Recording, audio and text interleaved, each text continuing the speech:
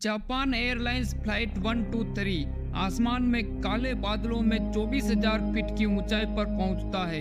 तभी अचानक जहाज में एक जोरदार धमाके की आवाज आती है और जहाज का पिछला हिस्सा जहाज से उखड़कर अलग हो जाता है।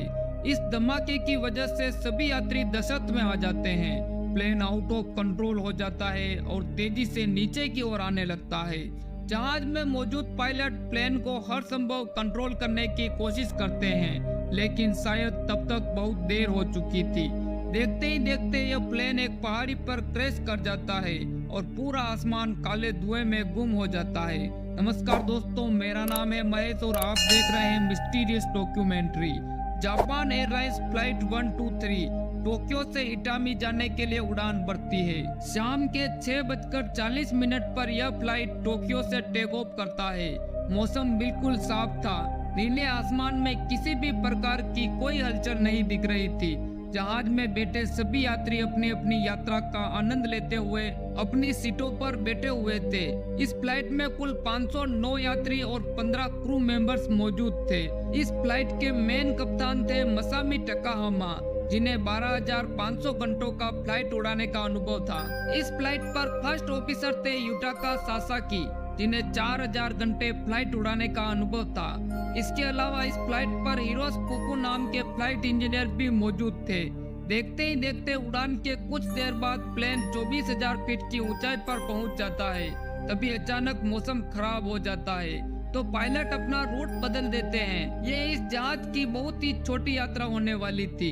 यह जहाज देखते ही देखते 24,000 फीट की ऊंचाई पर टोक्यो की खाड़ी के ऊपर उड़ान भरते हुए ओसाका की ओर मुड़ता है।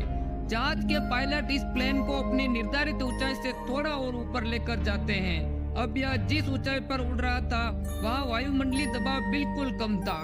दरअसल जहाज जितना ज्यादा ऊंचाई पर होता है उतना ही वायुमंडलीय प्रेशर कम होता जाता है। जैसे जैसे जहाज ऊंचाई पर बढ़ता जा रहा था वैसे वैसे जहाज के अंदर प्रेशर भी बढ़ाया जा रहा था। दरअसल जहाज जितना ज्यादा ऊंचाई पर होता है उतना ही ज्यादा एयर प्रेशर जहाज के अंदर बढ़ता जाता है। तब जहाज के इंजन द्वारा जहाज में एयर प्रेशर को मेंटेन किया जाता है।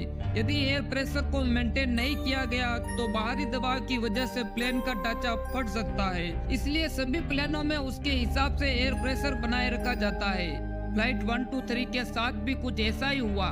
जैसे जैसे ऊंचाई बढ़ रही थी वैसे वैसे जहाज के अंदर प्रेशर भी बढ़ाया जा रहा था। लेकिन शायद उस दिन इस जहाज में मौजूद लोगों की किस्मत साथ नहीं थी। दरअसल इस जहाज के साथ 1978 में एक रूटीन फ्लाइट के दौरान एक दुर्घटना हो गई थी। यह प्लेन जब रनवे पर लैंड कर रहा था तब इसका पिछला हिस्सा रनवे से टकरा गया था। इस एक्सीडेंट की वजह से जहाज का पिछला वाला हिस्सा डैमेज हो जाता है, जिसके बाद इस जहाज को रिपेयरिंग कर वापस सर्विस में शामिल किया जाता है। इस एक्सीडेंट के बाद इस प्लेन ने कई उड़ान भरी थी, लेकिन किसी ने भी यह नोटिस नहीं किया कि जहाज के पिछले वाले हिस्से में बहुत बड़ी वीकनेस मौजूद है और यह जहाज जितनी भी बार उड़ान भरता तो इस जहाज का पिछला वाला हिस्सा और ज्यादा कमजोर होता जा रहा था। जैसे ही केबिन में प्रेशर बढ़ता है तभी एक जोरदार धमाके के साथ प्लेन का पिछला टायर टूटकर अलग हो जाता है। यह धमाका सुनकर पूरे प्लेन में हंगामा मच जाता है। पूरा प्लेन लोगों की चीखों से गूंज उठता है।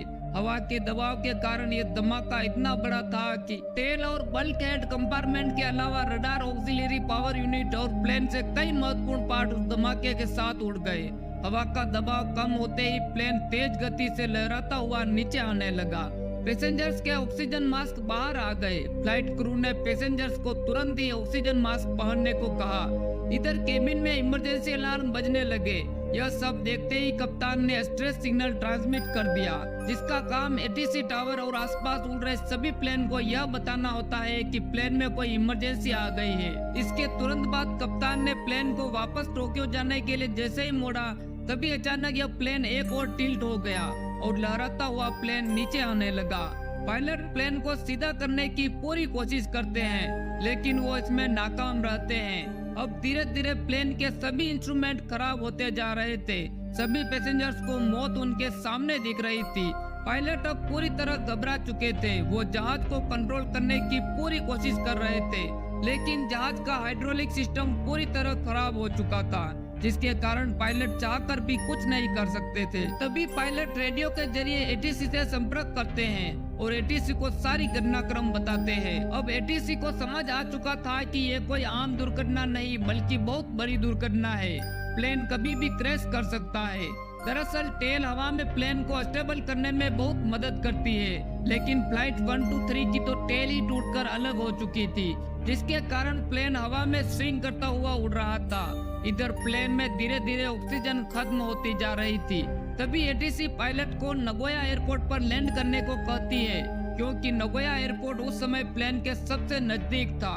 लेकिन नगोया एयरपोर्ट छोटा होने की वजह से पायलट वहां उतरने को मना कर देते हैं और एटीसी को नेडा एयरपोर्ट पर उतरने को कहते हैं। दरअसल नेडा एक बड़ा एयरपोर्ट था, जिसके कारण वहां इमरजेंसी सुविधाएं भी ज्यादा मौजूद थी। तभी पायलट नेडा एयरपोर्ट के एटीसी से संपर्क करते हैं, उन्हें तुरंत ही स्थिति के बारे में बताते हैं। पायलट के इतना कहते ही तुरंत ही इमरजेंसी सर्विसेज नेडा एयरपोर्ट पर आ जाती है। इधर अभी तक कॉकपिट में पायलट्स इस सिचुएशन को हैंडल करने में इतने व्यस्त थे कि उन्होंने ऑक्सीजन मास्क तक नहीं पहना था, जिससे उनका दिमाग धीरे धीरे हाइपोक्सिया का शिकार होता जा रहा था।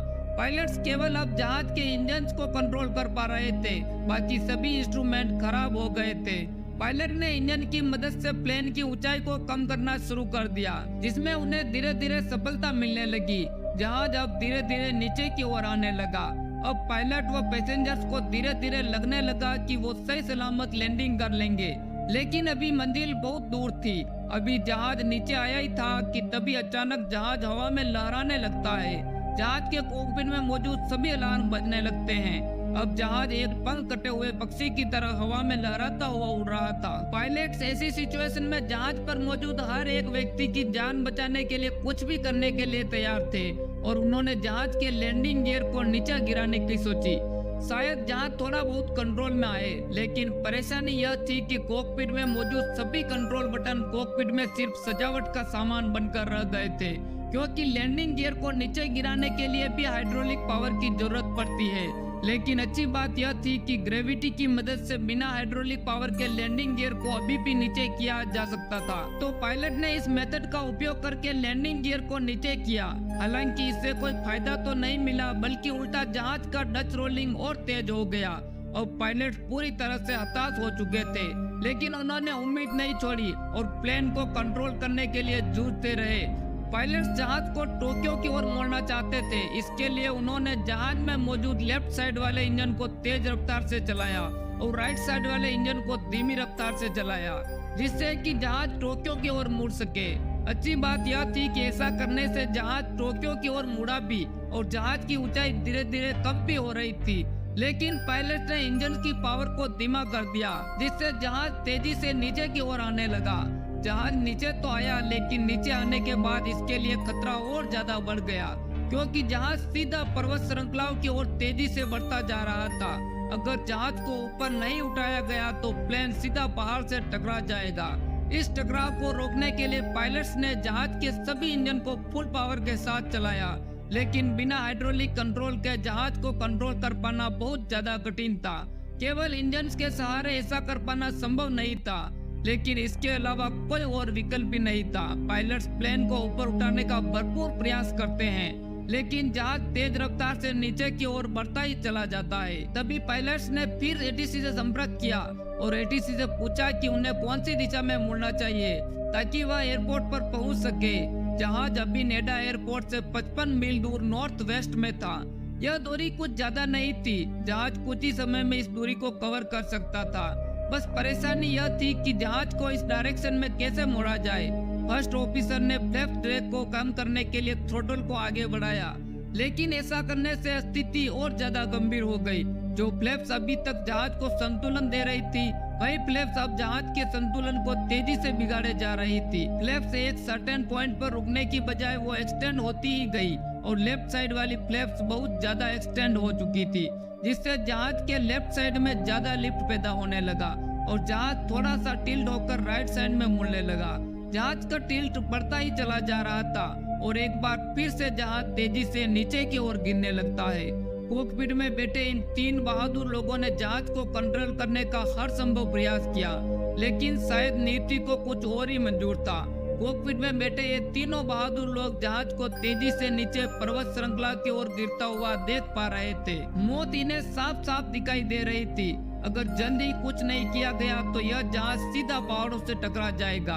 और पायलट्स को पूरी तरह से समझ आ चुका था कि अब इस जहाज को पहाड़ों में क्रैश होने से नहीं रोका जा सकता। लेकिन एक आखिरी प्रयास शायद जहाज पर मौजूद 524 लोगों की जान बचा सकता था। तो पायलट्स ने जहाज को कंट्रोल में लाने के लिए एक आखिरी प्रयास किया, लेकिन शायद अब बहुत ज्यादा देर हो चुकी थी। जहाज अब इतना नीचे आ चुका था कि उसकी राइट विंग एक पहाड़ी से टकराकर टूट जाती है और जहाज उन सुनसान पहाड़ियों के बीच क्रैश कर जाता है। और जमीन से टकराते ही जहाज से आग की लपटें निकलकर आसमान को छूने लगती है। इधर एटीसी अपनी रडार पर जहाज को गायब होता हुआ देख पा रही थी।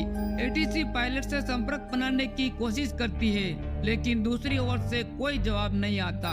प्लेन टकराते ही ऐसा लगा मानो धरती हिल गई हो।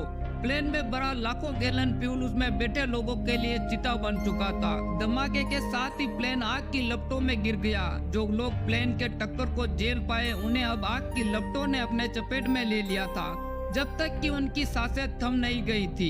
यूएस एयरफोर्स ने उस वक्त एगोना एयरवेस में अपने कैंप बनाया हुआ था, जो कि घटना स्थल से महज कुछ ही दूर पर था। टोक्यो एटीसी के साथ साथ यूएस मिलिट्री भी इस प्लेन को मॉनिटर कर रही थी और यूएस एयरफोर्स ने घटना के तुरंत ही बाद एक हेलीकॉप्टर को घटना स्थल पर भेज दिया। इसके साथ ही रेस्क्यू टीम को भी भेजने की तैयारी हो चुकी थी, लेकिन इस रेस्क्यू ऑपरेशन को रोक दिया गया, यह कहकर कि यह हादसा टोक्यो जापान में हुआ है, इसलिए यूएस एयरफोर्स काम में दखल अंदाजी न करे। हादसे के 20 मिनट बाद जापानी रेस्क्यू टीम अब भी इस बात से अनजान थी कि आखिर हादसे का लोकेशन कहां पर है।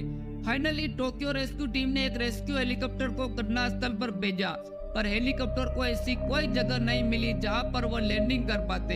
इसलिए उन्होंने बस ऊपर से ही जायजा ले लिया और वो बिना लैंडिंग किए वापस आ गए और यह कह दिया कि इस घटना में सारे लोग मारे गए हैं। 524 लोगों में से अब वहाँ कोई भी जिंदा नहीं बचा है, इसलिए इस रेस्क्यू ऑपरेशन को रोक दिया जाए जब तक कि सुबह ना हो जाए। पर असल सच्चाई तो किसी ने देखा ही नहीं। वहाँ दर्जनों लोग घायल अवस्था में थे। प्लेन के टक्कर के बाद जो टुकड़े टूटकर अलग हो गए, जिसमें आग नहीं लगी, वहाँ बैठे लोग अभी जिंदा पर लाचार थे। बस एक उम्मीद में थे कि कोई तो आएगा हमें बचाने के लिए। एक हेलीकॉप्टर आया भी, पर उसने हमें देखा भी नहीं। हम चिल्लाते रहे कि हम यहाँ पर है, हमें बचा लो, पर यह जंगल, यह रात के अंधेरे का शोर, हेलीकॉप्टर की आवाजों में हर घायल पैसेंजर्स की आवाज को दबा रहे थे।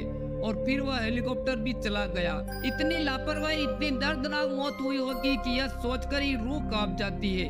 रात गुजरी, सुबह का सूरज निकला, तब जाकर रेस्क्यू टीम घटना स्थल पर पहुंची, जहां पर उन्होंने देखा कि कुछ लोग अब भी आखिरी सांसें गिन रहे थे। पर अफसोस 524 लोगों में से सिर्फ 4 लोगों को ही बचाया जा सका। डॉक्टर्स की माने तो दर्जनों लोगों के डेड बॉडी जैसे थे जिनकी मौत महज कुछ ही घंटे पहले हुई थी। यानी कि रेस्क्यू टीम अगर रात को ही घटना स्थल पर पहुंच जाती तो शायद कुछ और लोगों को बचाया जा सकता था। दोस्तों, आज के वीडियो में बस इतना ही। मिलते हैं अगली वीडियो में, तब तक के लिए आप सबका धन्यवाद।